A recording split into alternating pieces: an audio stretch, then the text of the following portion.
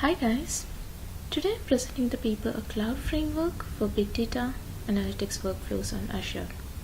And this paper is written by Fabrizio Marzo, Domenico Taglio, and Paolo Tanfio. The presenter is Shruti B, Department of Computer Science from Wayne State University. Let's see the outline of the paper. This paper explains about the big data analytics and a cloud framework. Also presents the Data MiningCloud Framework designed for developing and executing a distributed data analytics applications as workflows of services. To present the workflow, it uses the visual interface, that is for distributed workflows to be executed on clouds. And which cloud it has been used? It has used the Azure cloud, a Microsoft Azure. And the first implementation of the Data MiningCloud Framework is presented over here. The paper also evaluates the execution time of the data analysis application using framework on time virtual servers hosted by Microsoft Cloud Data Center. Here, basically, the data repositories are more and more massive, complex, and ubiquitous.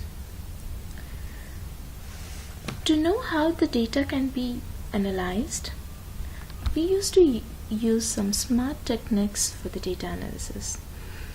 And to use all the smart techniques, where you will implement those things? You'll implement it in a cloud. So here the cloud computing supports the implementation of smart data analysis techniques that should become scalable and resource allocation on clouds. They have used the Data MiningCloud Framework here for developing and executing distributed data analytics applications as workflows of services using the visual interface programming. The first implementation of the Data MiningCloud Cloud Framework is on Azure is presented. So now before going to the paper explanation, let's see few basic topics, that is what is big data analytics, what is cloud computing, and what is Microsoft Azure Cloud, and then we'll go for the data mining framework and visual programming interface and how that does work in the cloud, and finally the conclusion. The big data analytics. The big data analytics is used to specify massive collection of digital data, large in occupation. Here the data word big means it's not the large data. Big data is a degree of complexity, a variety of data, and the value that can be obtained from smart analysis techniques and the velocity of data collection and processing. Big data nowadays come from many sources. The term big data is used to specify massive collection of digital data that is so large and complex to make difficult its processing by using traditional data management tools and the techniques.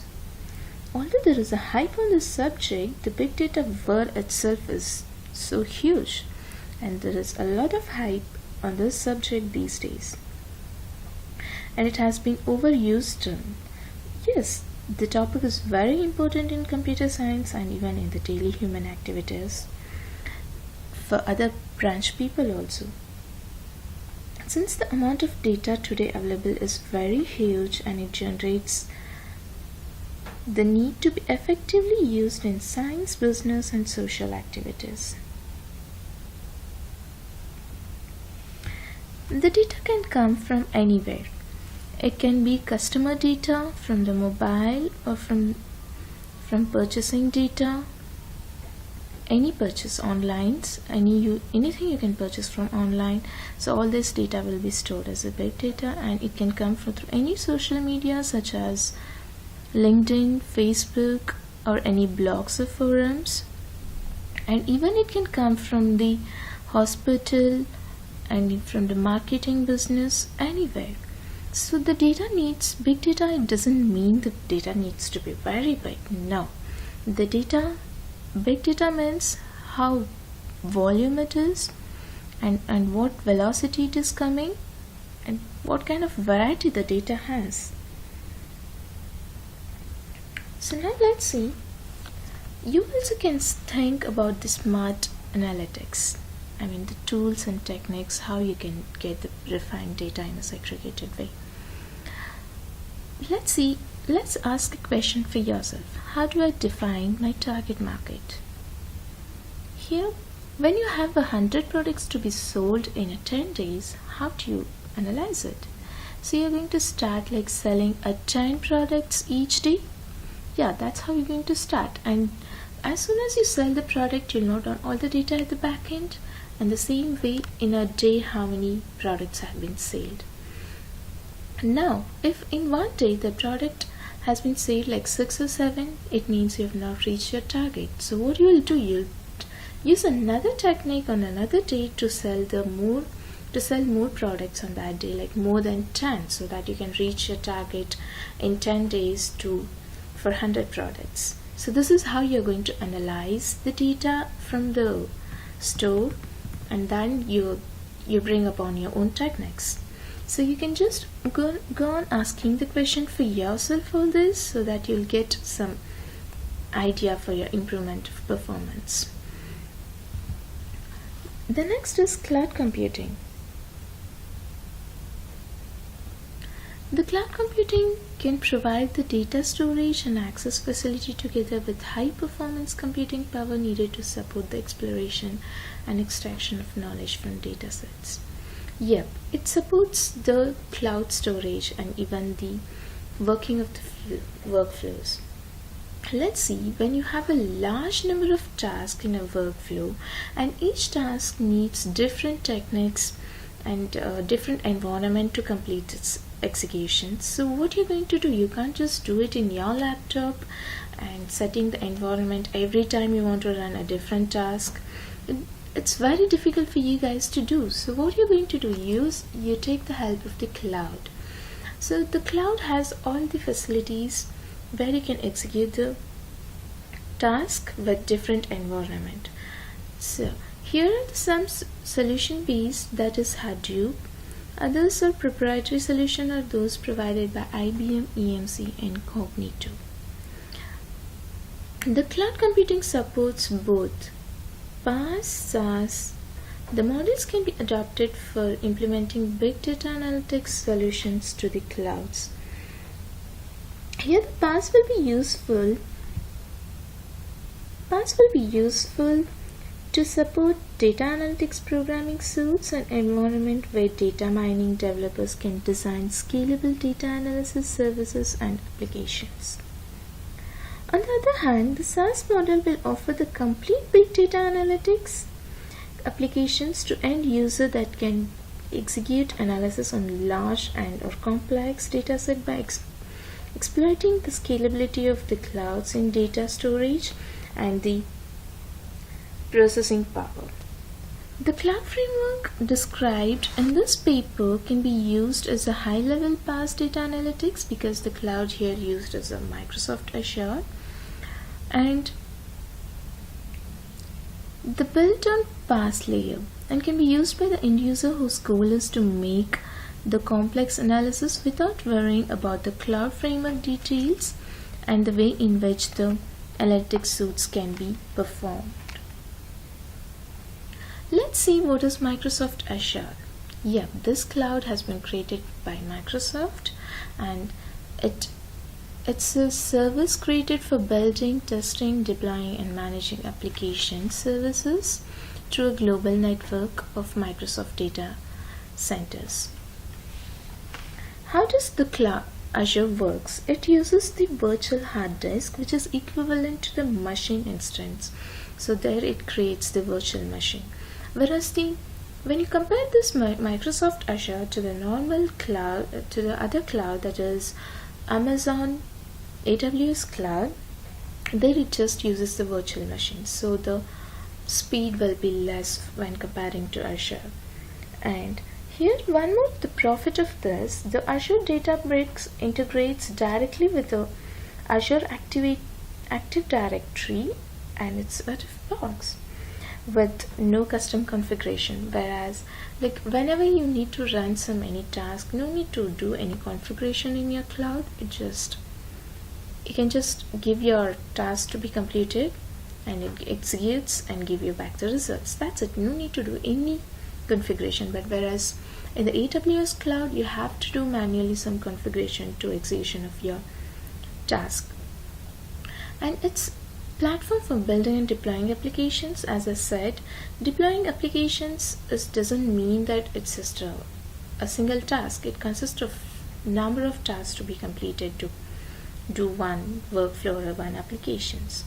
Yeah, and even it has been used as a powerful application services, and this helps not only the SaaS or PaaS, it also helps infrastructure as a service also. And it is very fast when comparing to others. So now you got to know what is Microsoft Azure and why they have used in this paper. Friends, we'll go and see the next slide about the architecture of Data MiningCloud Framework. Basically, this consists of data mining modules, inputs datasets, and task queue, task status table, website, and the browser and the workers all over here. Let's see how does that work. A set of binary and a text data. This input database is to store the inputs, and data mining modules are used to store the results. And let's see how does it work. A user access. This is a user. He accesses the website and develops his or her application as a workflow and services through a web-based interface. I'll show you what is like web-based interface, that is visual programming interface. That's in the next slide. The service catalog provides the user with available data and software services that can be used to design the application as a workflow. After composing the application, he or she can submit the workflow for the execution on this Azure. So now, after the application submission, all the set of tasks compose the workflow and created and inserted in this task queue. Each idle worker picks the task from the task queue and starts its execution on a virtual server. Each worker gets the input from the input datasets from the location specified by the application. So to end this file transfer performed from the container where the dataset is located to the local storage virtual server the worker is running on. Next, after the task completion, the result is stored in the data mining modules again, and all the status of each task has been stored in a task status table. The website notifies the user that his or her task has been completed and he can access the results from here. So this is how it is done. A set of tasks created on the second step depends on the type of application submitted by the user. Now let's see. As I said, this is how it works. You can just go through this slide and you'll get the idea of what I said it before. Like user access the website and develops his or her application as a workflow of service through a web-based interface, and then all those workflows are created and inserted in a task queue. Each idle worker picks the task from this and take the inputs from here and start working on a virtual server, and after that, a task completion, each worker puts the result on a database storage, and that is how the website user will get the notification and it will access the results. Any questions? I think you all are clear about this. So next, see what is visual interface. The visual interface consists of two main parts. One pane for composing and running both single task and parameter sweeping application described in other works, and other pane for programming and execution. Application analysis a dataset by using an instance of J48 classification algorithm which work on partitions of the training sets and generate in knowledge modules. Here the workflow allows the implementation of research and scientific process by providing a paradigm that can encompass all the steps of discovery based on execution of complex algorithm and the access and analysis of scientific data. In the data-driven discovery process, knowledge discovery workflows can produce results that can confirm real experiment or provide insight that can be achieved in laboratories that cannot be achieved here. So that is why it has been used. Let's see the distributed data mining applications. The 10 training sets resulting from the partitioning, I'll show you it in the next slide. What do you mean by this partitioning? There is a partitioning tool that is used in the workflow. So the result would be the 10 training sets, and they are called single data array node. What is single data array node? It is an ordered collection of input or output data sources. Example like a collection of data set to be analyzed, or a collection of modules that a classifier can use or classify an unlabeled data set. We'll see. First, what happened? It has considered a data set, and using a partition tool, that is TT, it has divided the data set into two parts, that is train set and test set. How it is done? It's like, let's see the example. The first, what it has done. It has taken the n partitions of training sets and generate n knowledge of modules. By using n generated modules in the test set, n classified produce in parallel and n classified data sets. So here it has divided, and for the node, whenever you click on any node, it gives the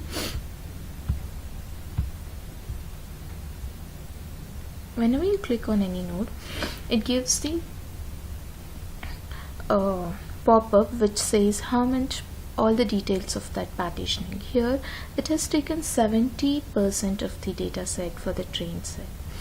So let's see the next. How does it work, the complete workflow? How does it go on and everything? So let's see.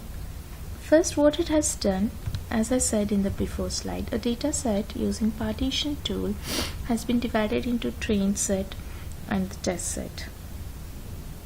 Here the train set again uses another partition tool, that is this partitioner, resulting 10 training sets from the partitioning are represented in this workflow as a single data array node. I said what is a single data array node before, that is a order collection of input output data sources, or a collection of data set that can be used or that can be analyzed, or a collection of modules that a classifier can use and classify unlabeled data set. Using this simple but powerful array notation, the ith element of the data partition is identified by the data set name and the index I in a square brackets, and this I can be a 10 or any number, but here we have considered 10. So next, what happens? All this training, the 10 training data set are analyzed in a parallel by 10 instances of the J48 classification algorithm. This is J48 classification algorithm. This produces same number of classification modules. How does it works? Here, in previous example, the array notation is used to express an array similar software tool instances that will run in parallel on a set of cloud machines. In particular, a total array node labeled as J4810 is used to present the 10 instance of the J48 classification algorithm, while the another data node labeled as module 10 represents the modules generated by the classification algorithm. Like totally in practice, to say the portion of the workflow specified that J48 of I takes the input from the data partition train set part, that is I, and produces the module of I, and I can be the numbers between 1 to 10. The next step, what happens? The next step is a fourth step that classifies the test created before by using the 10 modules generated previous step. The classification performed by 10 classifier that run in parallel. So what happens here? That's the classifier. It takes the input of 10 modules and the test set and produces the class test set of 10. Here we can say that the I, again, it can be any number between I to 10, and here we have 1 to 10, and here we have used 10. And during the last step, what happens? The workflow classified are passed to a voter tool. These class test set are passed to a voter tool that produces final data set labeled as final class test set. So finally, how does this look? What are partition tool? The partition TT has completed the execution and the partition is running while the other tools have been submitted but not yet executed. They depend on the completion of the preceding task in the workflow. This meaning line is like when you have submitted any task for the execution, the complete workflow, it goes by task. So whenever the task has been completed, you will get the right mark on the right bottom part as this. So here you can see the total workflow has been submitted for the execution, but here only these have been executed right now in this time. What is the execution time taken here? It's 29 seconds, and the total time would be 25 seconds for this completion of execution. So all these tasks have not been executed yet, so here they have not given the right mark. So user will get to know which task has been completed and which task has not been completed. That is what this line says. During the execution, the status of each node is shown through a small symbol on the right bottom of the icon. Now, the total execution time corresponds to the sequential execution time of all the workflow tasks. So that's what the workflow execution time gives here. The time has been given, and we can have a simple measure of how the completion time can be reduced by using 10 cloud machines. Yeah, we'll get to know how it can by seeing the execution time. You can just measure. And by running concurrently the parallel tasks included in the workflow, the data analysis was completed in 1/6 part of the sequential time. They are giving the example of this paper only, not for all the cloud frameworks or not for all the workflows, only for this workflow, whatever they take an example of 10 sets. And after completion of the workflow completely, it says all have been completed by giving this right mark at the bottom right of the thing, of the node, each node, and the total time execution time over here the total time execution is 264 seconds, and here it is the elapses time is 1604 seconds. let's see the conclusion. After seeing all this, you have got to measure the time. Measure the time, how the workflows will be composed and given for the cloud for the execution. We'll see. The cloud computing system today are used for implementing dynamic data centers and for the high performance of computing on massive number of processes. Yes, the cloud computing, whatever they have, what the workflow they have given for the cloud, it's in the high performance computing. Even though it's in a massive number, it is very high. Clouds can be platforms for the implementation and delivery of scalable, service-oriented knowledge discovery applications. Yep. Clouds, as I told before, clouds are the platforms, and it supports for the storage and even for the implementation of the workflows. In this paper, the main features of the visual programming interface of the framework, and it is focusing in particular on the workflow programming interface. As I said, first they have created the workflow programming and visual programming interface for the particular workflow, and then they have given for the execution to the cloud, so that they can just verify and keep the track of each and every task. In this environment, the authors used the data set, the analyzing tools, and data mining algorithms, that is a J48 classification algorithm, knowledge modules that are implemented as a single service that can be combined in distributed workflows, executed on workflows. And the results showed here are the effectiveness of the framework as well as the potential scalability. And here also they have evaluated the execution time of the application of the data analysis application using the framework of 10 virtual servers hosted by Microsoft Cloud Data Center.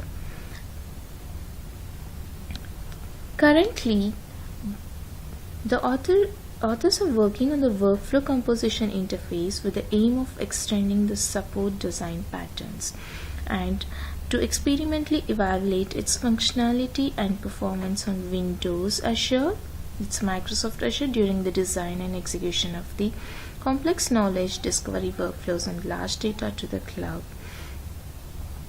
Here the new parallel and distributed computing infrastructure are vital to run smart scalable analysis techniques to solve more challenging problems in science, particularly when large data are involved in real-time evaluation is needed. In this paper, they have just taken a small data set, but what happens when you have to select a large data set? That is what the author is working on, to use the Azure cloud for the working of the large data sets workflows. Finally, guys, the question may arise why they have used Microsoft Azure instead of the normal cloud, that is Amazon Cloud, AWS. As I said, the cloud computing, the Azure cloud is very fast and it uses the virtual hard disk. So where you no need to do any configuration for any particular thing. So just give the task and it executes.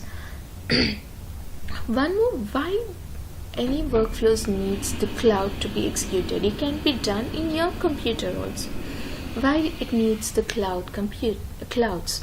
Because when there are a large number of tasks and each task will be needed a different kind of configuration or a different kind of environment, you can't just start changing your computer environment every time you want to run the task. So at that time, what you do, you use the support of cloud. So that is what the author has been done here. Yeah, that's the conclusion. So any questions? I think there is no question. If there are questions, you can comment on this video down and I'll let you know the answers on this topic. Thank you.